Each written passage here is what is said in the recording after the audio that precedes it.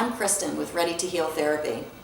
I wanted to talk to you today about relationships and why relationships seem to be so difficult for people to not only stay in, but be happy in. It seems like everybody is either fighting or breaking up. The divorce rate, it hovers around 50%. And not only is the divorce rate high, but it seems like people that do stay married still just, go about their lives. They live very separate lives. They become roommates. And it's very rare that you see a couple that is actually happy together.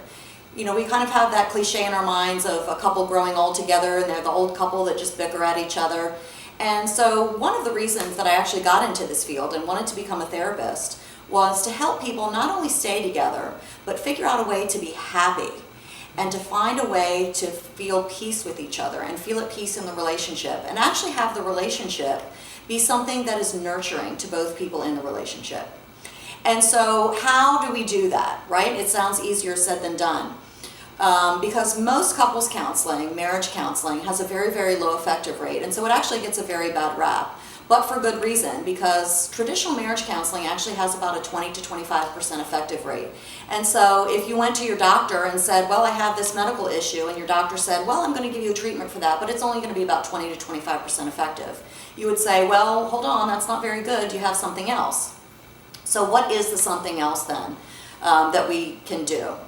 And they're actually still training marriage and family therapists with the old school way of treating couples, which is to focus on problem-solving skills, communication skills, and conflict resolution skills.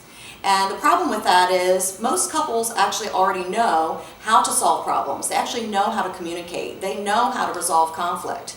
And we can do those with other people in our lives, right? We do that with our coworkers. We do that with our family members. But what is different about an intimate relationship? There's something different about an intimate relationship. And what's different is that there is an emotional bond and attachment and connection in an emotional, intimate relationship that is different from other relationships. And so tying into Purcell's other video about vulnerability and about fear, that is the difference in an intimate relationship, is that we are open and vulnerable to each other in intimate relationships, which can create fear. And so what happens when relationships start to break apart is the emotional bond and connection and attachment actually breaks down over time because of those fears that we face.